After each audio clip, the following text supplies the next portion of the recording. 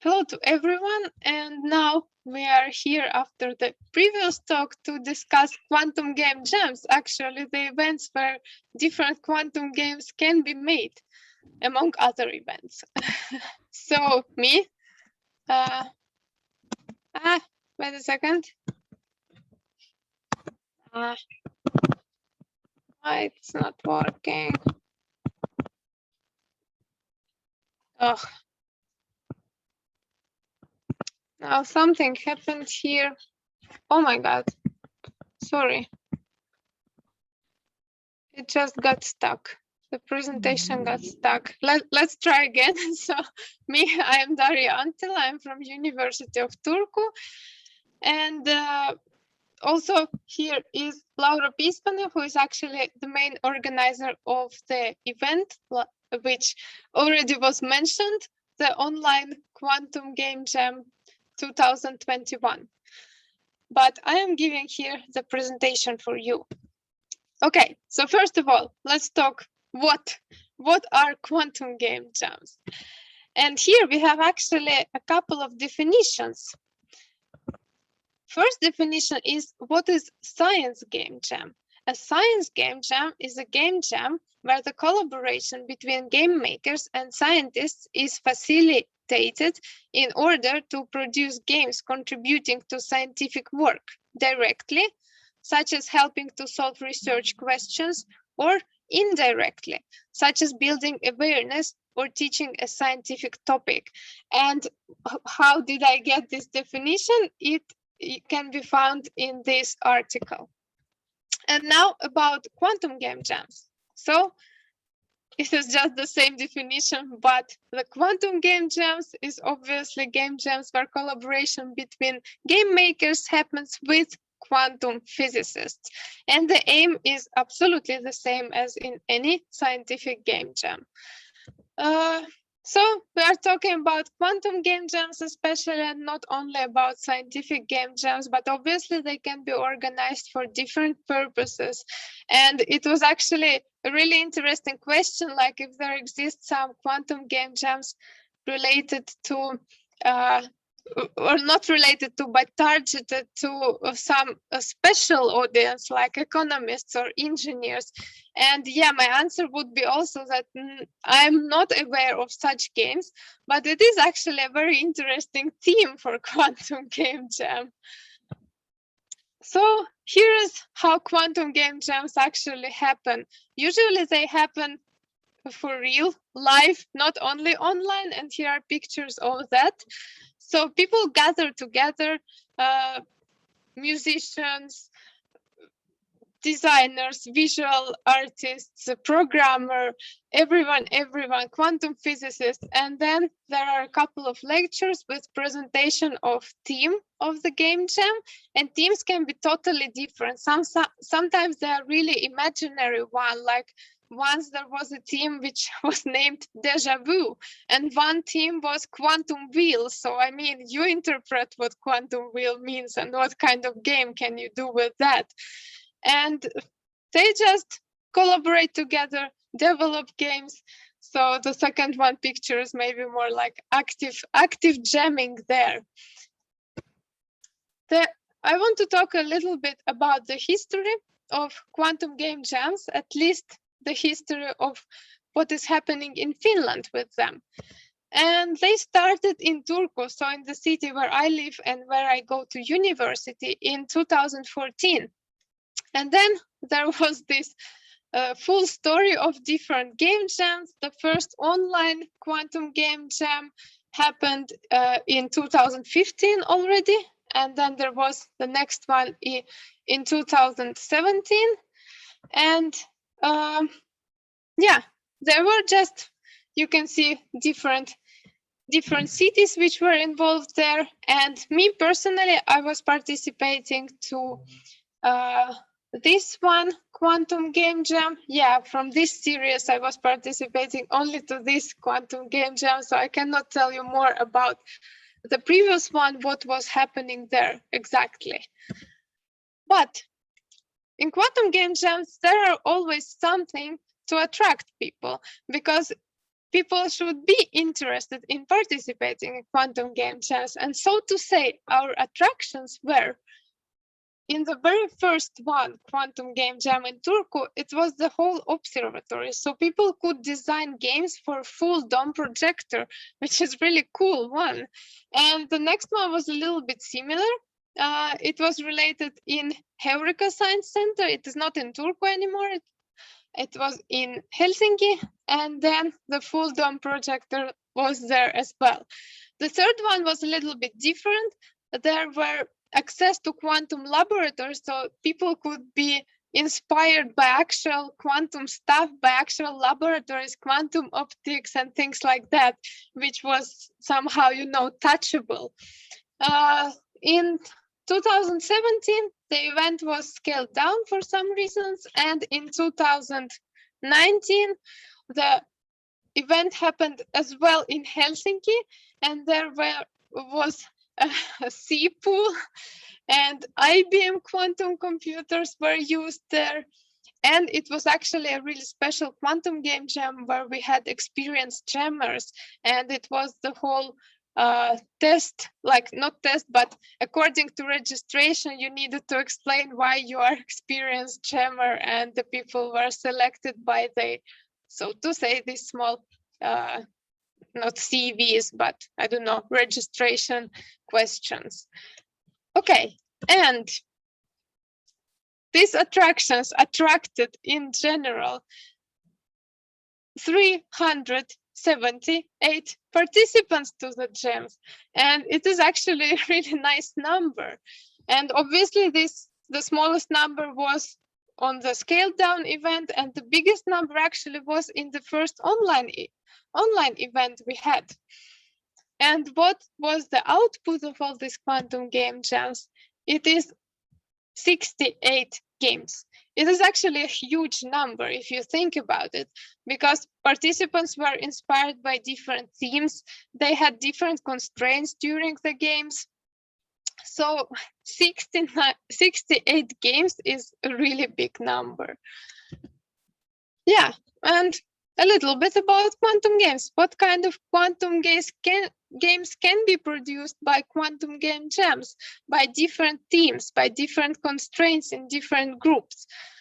The first one I want to show you is inspired by quantum mechanics, like by what is happening in quantum mechanics. There is this character who is, well, actually kind of two characters.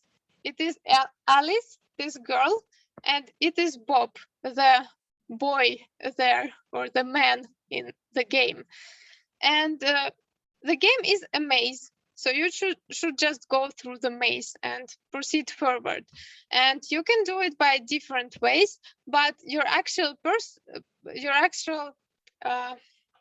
person who is jumping in the maze, it can be switched from Alice to Bob, and it can be also divided into two, so Alice and Bob will be walking in the maze simultaneously, which was inspired kind of quantum superposition.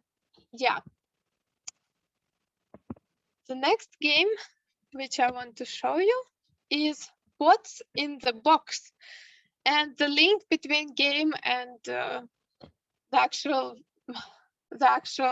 physics, the actual what is happening there is random number generator, and it has actually really nice physics meaning. So let's look at it a little bit. So it is a totally different game. It is a fighting game. A person is fighting a box, and a person who is fighting doesn't know what is in the box until she looks. And sometimes there can be found a cat who is alive, and sometimes the cat who is dead, and sometimes maybe something else. So it is inspired of this Schrödinger cat concept, and also it uses a random number generator, which is really interesting feature in general for different kind of games. Yeah. So a really different one from the previous one. And then there is a game which has no documentation on the connection, but we might have guessed how it was inspired and how it works. But the thing is, even though we have no documentation of the game, and it might be and it might not have that great physics explanations as previous games, but it is a really cool game. As you see, it is visually really nice, and your aim is to follow the your aim is as a particle to go through the starting point to the ending point. But the thing is that the whole picture changes over time. And also the particle, as you saw just now, it just changed by itself. And the particle doesn't move always as you want it to move. So sometimes it moves randomly. So then sometimes you need just wait how to get the particle to the ending point. And it is really interesting one game, and it might be inspired of the concept that in quantum mechanics we have this probability distributions for a particle where it exists and not the strict place for the particle. So it might be that, but we don't know. But in any case, it doesn't make this game less cool. The very interesting one is citizen science prototype, which was called hamster wave. So the tool which was used there is called quantum black box. And citizen science means that people, by playing that game, they give a data to researchers how some research problem can be solved, or they just give different solutions to it. And it is really interesting one, because actually you can also make research out of your games. Your games will be contributing to the research, which is really great thing. Yeah, and the game is that kind that the hamster need to go to the safe place before shark will eat it. And how you help hamster to move along these waves is by moving those hands. Those hands, they somehow change the waves. And your hamster in the wheel just need to go through these waves to the safe place. Yeah. The next one. Wait, what's the next one? Yeah. Next one is cue cards. Which is cool about this game, that it teaches you a little bit of how quantum computing works. And this game utilizes the actual IBM's quantum computers. So it was created in the 2019 Quantum Game Jam, where we used quantum computers. And the real thing which is cool about this game also is that it can be physical. So we had like physical cards there to play the game. It is also online, but it is really nice. So your output out of quantum game jams isn't even always virtual one, but sometimes the idea, goes forward, and then you get the physical game, the game with cards. The next one is even more interesting case. It isn't even a game. So the output of the thought which started during one quantum game jam actually ended up in a citizen science art piece. This is a piece of art which shows you the wave propagation. As you touch one particle, then it shows you the wave propagation, and then there happens a measurement, and this piece of art shows you where particle ended through this wave propagation after your measurement. So it is actually utilizing the quantum black box, which was even modified after the first run. And this piece of art, yeah, as I said, it was created out of the thought beginning during the quantum game jam, and it was created by Robin Baumgarten, Turku Quantum Technology, and the project was curated by Anna-Kaisa Kultima from Aalto University. And about the future, well, the name of this is future because I will speak about different kinds of futures. The future related to games which are created during quantum game jams. So it isn't that straightforward. game jam prototypes sometimes seem that they are ready, but actually they are far from being ready.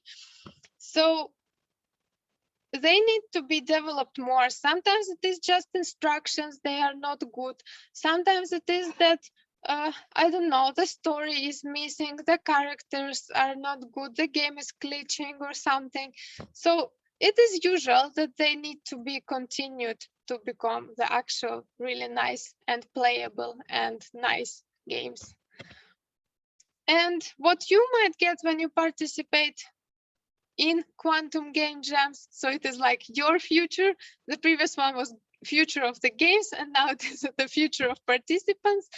So the particular design expertise, you can get research questions out of game jams, because people have different views on games, different views on quantum mechanics. So you get a lot of new thoughts, a lot of new views. So it is a really great output also scientifically. Then you obviously get knowledge, you learn something new, and you get networking, which is really important for everyone, for research, for artists, for programmers. And another future, what will happen tomorrow, it was already mentioned, but I mention it once again. So online quantum game jam 2021 will start tomorrow.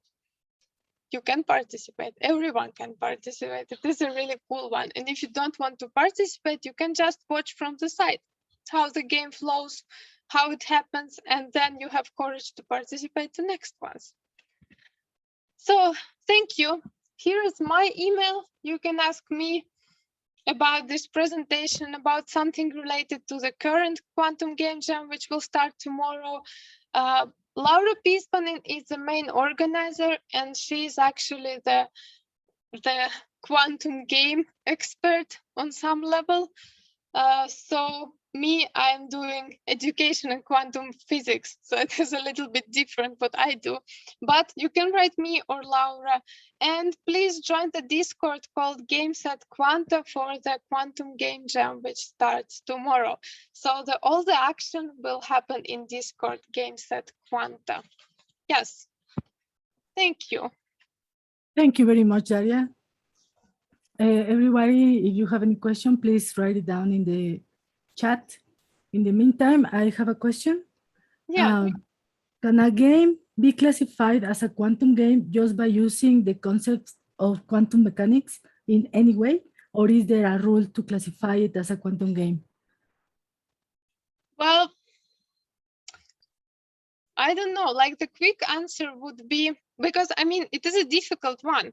Like a quick answer would be that, yes, maybe it requires to have some abusement of quantum mechanical rules there, but in otherwise, like this piece of art would, well, no, it is a bad example. It used quantum mechanics, but sometimes the game is more like the feeling which came out of quantum mechanics to you and how you feel it, and then it still might be called quantum game. It depends a little bit what is the story behind it, because for example, if the actual game doesn't explain you any quantum mechanics, but you have just something related to quantum mechanics explained there, for example, then it's still, I would say that it is still quantum game. But yeah, it depends a lot. All right. Do you think that a quantum game developed by a single person can be as good as one developed by a larger team? Yes, absolutely. I think so. Because I have seen examples of such games. Maybe they are not as ready as when there is a team of developers helping you. But I mean, it is question of the time. One person obviously just needs to spend more time to create a game. But yes, it is obviously very doable. Perfect. That's good news. Yeah. Anyone has another question? Stop sharing. Yeah. No, like I just wanted to to have a little note, because I thought if having this in my presentation, but Laura was related to Hamster Wave, right? Yes, yes, she was developing the concept and the game. Yeah. Okay, yeah, just to talk about it. Thank you.